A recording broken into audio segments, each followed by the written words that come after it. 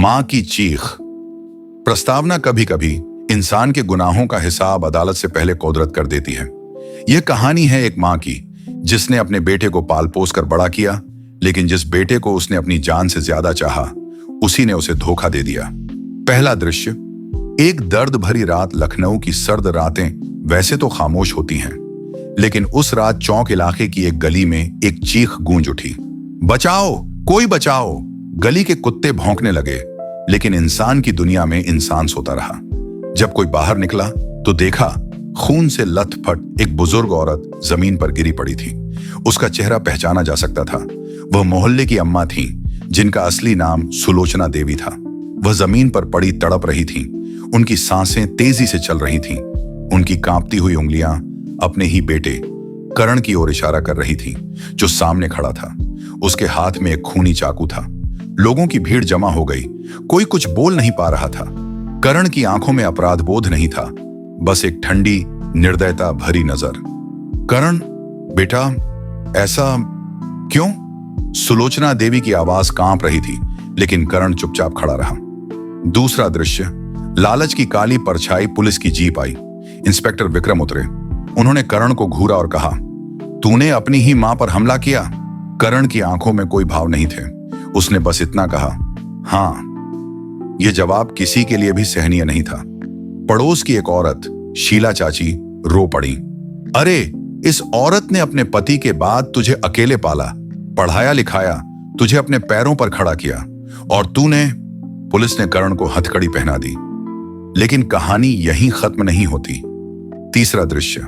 हकीकत का खुलासा। इंस्पेक्टर विक्रम ने जब मामले की गहराई से छानबीन की, तो उन्हें पता चला कि सुलोचना देवी का छोटा सा मकान लाखों में बिक सकता था। करण को अपने दोस्तों के साथ व्यापार में पैसा लगाना था, लेकिन मां ने मकान बेचने से मना कर दिया। मैंने तुझे इस मकान के लिए नहीं पाला बेटा, यह तेरा नहीं, तेरे पापा की आखिरी निशानी है, सुलोचना देवी ने कहा था। करण ने उस दिन हंसकर जवाब दिया था, लेकिन उसके भीतर कुछ जल रहा था। उसी रात जब अम्मा अपने छोटे से पूजा घर में दिया जला रही थीं, करण ने पीछे से उन पर चाकू से वार कर दिया। चौथा दृश्य। अदालत और इंसाफ। अम्मा जिंदा बच गईं, लेकिन उनका बेटा अब उनका नहीं था। अदालत में जब जज ने करण से आखिरी सवाल किया, क्या तुम्हें कोई पछतावा है? करण ने ठंडी आवाज में कहा, नहीं। लेकिन तभी वहां बैठी सुलोचना देवी उठी। उनकी आंखों में आंसू थे। उन्होंने एक गहरी सांस ली और कहा, मुझे माफ कर देना जज साहब, मैंने एक राक्षस को जन्म दिया। पूरे कोर्टरूम में खामोशी छा गई। करण को आजीवन कारावास की सजा सुना दी गई, लेकिन सजा से बड़ा अपराध बोध उस समय आया जब करण ने देखा कि उसकी मां ने कोर्ट से निकलते ही उसे देखने से इनकार कर दिया। अंतिम दृश्य। पश्चाताप। जेल के अंदर करण कई रातों तक सो नहीं पाया। हर रात उसे अपनी मां की चीखें सुनाई देती। करण, बेटा, ऐसा क्यों? एक दिन उसने अपने सेल में खुद को फांसी लगा ली। जब जेलर ने उसका शव देखा, तो उसकी जेब में एक मुड़ा तुड़ा कागज मिला, जिस पर बस 3 शब्द लिखे थे, मां, माफ करना। निष्कर्ष। पैसे का लालच इंसान को हैवान बना देता है, लेकिन एक मां का दिल हर बार अपने बेटे को माफ नहीं करता। यह कहानी सिर्फ एक अपराध की नहीं, बल्कि एक टूटे हुए रिश्ते की है। कभी कभी इंसान की सबसे बड़ी सजा वही होती है जो उसके दिल में हमेशा के लिए जलती रहे, गलती का एहसास। पहला दृश्य। जेल की अंधेरी रात। जेल का माहौल ठंडा और भयावह था। करण का शव हवा में झूल रहा था। जेलर ने कांपते हाथों से उसका आखिरी नोट उठाया, मां, माफ करना। लेकिन क्या यह माफी काफी थी? शायद नहीं। इंस्पेक्टर विक्रम को जब करण की मौत की खबर मिली, तो उन्होंने एक गहरी सांस ली। उनके मन में एक सवाल था, क्या अपराध का अंत आत्महत्या से हो सकता है? क्या करण का गुनाह अब खत्म हो गया था? नहीं, कुछ अधूरा था। दूसरा दृश्य। मां का टूटा हुआ दिल। जब सुलोचना देवी को बेटे की मौत की खबर मिली, तो उनके चेहरे पर न कोई आंसू आया, न कोई झटका। उन्होंने बस एक गहरी सांस ली और खिड़की से बाहर देखने लगी। शीला चाची उनके पास आई और धीरे से बोली, अम्मा, करण चला गया। लेकिन सुलोचना देवी चुप रहीं। वह धीरे धीरे उठी और अपनी लकड़ी की संदूक से एक पुरानी तस्वीर निकाली। तस्वीर में एक छोटे करण को उन्होंने अपनी गोद में लिया हुआ था और दोनों मुस्कुरा रहे थे। उन्होंने तस्वीर को चूमा और फिर कांपते हाथों से उसे फाड़ दिया। मेरा बेटा तो उसी दिन मर गया था जिस दिन उसने मेरी छाती में चाकू घोंपा था, उन्होंने ठंडे स्वर में कहा।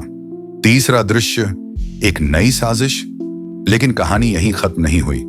इंस्पेक्टर विक्रम को पोस्टमार्टम रिपोर्ट मिली और कुछ अजीब था।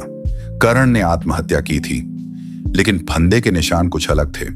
रिपोर्ट के अनुसार करण के शरीर पर संघर्ष के निशान थे, जिससे लग रहा था कि उसने खुद नहीं बल्कि किसी और ने उसे मारकर फंदे से लटका दिया था।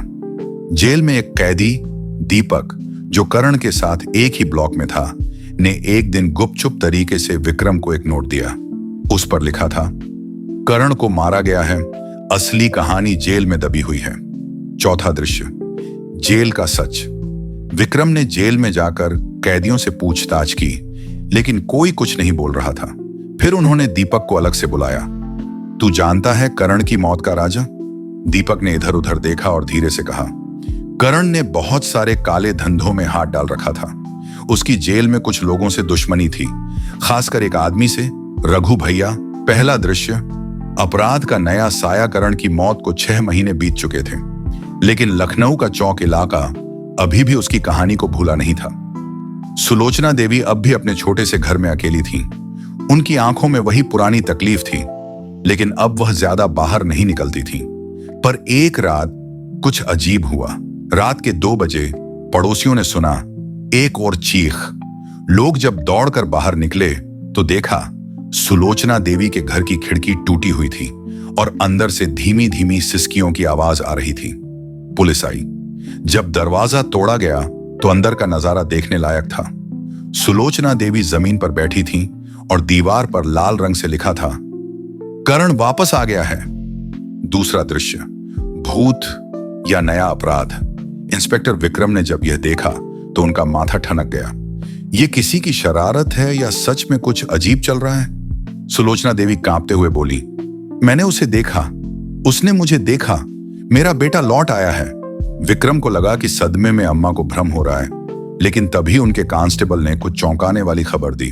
सर, किसी ने रात को अम्मा के घर में घुसने की कोशिश की थी। सीसीटीवी कैमरे में एक धुंधली परछाई दिख रही है। तीसरा दृश्य, करण का रहस्य। जब विक्रम ने सीसीटीवी फुटेज को झूम किया तो उसमें एक जाना पहचाना चेहरा दिखा। करण, यह तो नामुमकिन है। करण मर चुका था। पोस्टमार्टम रिपोर्ट थी, उसकी लाश को पुलिस ने देखा था। फिर यह कौन था? क्या करण सच में वापस आ गया था या फिर यह कोई नई साजिश थी? विक्रम ने तुरंत जेल में जाकर रघु से मिलने का फैसला किया, क्योंकि करण की मौत के पीछे वही था। लेकिन जब वह जेल पहुंचे तो उन्हें और भी चौंकाने वाली खबर मिली। रघु की भी कुछ दिनों पहले संदिग्ध मौत हो गई थी और उसके शरीर के पास खून से लिखा था, मां की बद्दुआ। चौथा दृश्य, सच का पर्दाफाश। अब यह केस उलझता जा रहा था। क्या करण की आत्मा सच में बदला ले रही थी? लेकिन विक्रम किसी अंधविश्वास में विश्वास नहीं करता था। उसने मामले की गहराई से जांच करने की ठानी। सुलोचना देवी के पड़ोस में एक युवक था, मोहित। वह अक्सर उनके घर आता जाता रहता था और अम्मा की मदद करता था। लेकिन विक्रम को उसके बारे में कुछ अजीब महसूस हुआ। जब मोहित से सख्ती से पूछताछ की गई तो सच सामने आ ही गया, करण मरा नहीं था। पांचवां दृश्य, करण का नया चेहरा। असल में जेल में रघु के गुंडों ने किसी और को मारा था और करण को बाहर निकाल दिया था। नकली पोस्टमार्टम रिपोर्ट तैयार करवाई गई थी और करण ने अपना चेहरा बदलने के लिए प्लास्टिक सर्जरी करवा ली थी। वह अब एक नई पहचान के साथ जी रहा था, लेकिन अपनी मां के पास वापस लौटना चाहता था। वह डराना नहीं चाहता था, लेकिन सुलोचना देवी उसे पहचान न लें, इसलिए वह छिप छिप कर उनके आसपास रहने लगा। पर रघु को जब यह पता चला कि करण जिंदा है तो उसने उसे मारने की साजिश रची। लेकिन इससे पहले कि वह करण तक पहुंच पाता, करण ने ही उसे खत्म कर दिया। अब करण वापस अपनी मां के पास आना चाहता था, लेकिन क्या अम्मा उसे अपना लेंगी? अंतिम दृश्य, मां का न्याय। जब करण को पुलिस ने गिरफ्तार किया और उसे सुलोचना देवी के सामने लाया गया तो उनके चेहरे पर कोई भाव नहीं था। मां, मैं जिंदा हूं, मैं आपके पास वापस आना चाहता था। सुलोचना देवी ने उसे गहरी नजरों से देखा। फिर उन्होंने वही शब्द दोहराए जो उन्होंने कोर्ट में बोले थे। मेरा बेटा उसी दिन मर गया था जिस दिन उसने अपनी मां पर हाथ उठाया था। फिर उन्होंने धीरे से पुलिस की ओर देखा और कहा, इसे फिर से जेल भेज दो, इस बार सच में। और इस बार करण सच में मर गया, एक मां के दिल से हमेशा के लिए। निष्कर्ष, कभी कभी जिंदगी अपराधियों को दूसरा मौका देती है, लेकिन मां का दिल हमेशा नहीं देता। करण की कहानी का अंत उसकी मां की माफी से नहीं, बल्कि उसकी सजा से हुआ, क्योंकि कानून से बचा जा सकता है, लेकिन मां की बद्दुआ से नहीं। पहला दृश्य, जेल में एक नई साजिश। करण अब जेल में था, लेकिन यह कहानी अभी खत्म नहीं हुई थी। जेल में बंद होने के बाद भी कुछ अजीब घटनाएं हो रही थीं। जिन पुलिस वालों ने करण को गिरफ्तार किया था, उनमें से 2 की रहस्यमयी मौत हो चुकी थी। कोई गला दबाकर मारा गया था, तो किसी की लाश जेल के बाहर मिली थी। इंस्पेक्टर विक्रम को एहसास हुआ कि यह कोई आम मामला नहीं था। क्या करण के बाहर छूटने के लिए कोई नई साजिश रची जा रही थी?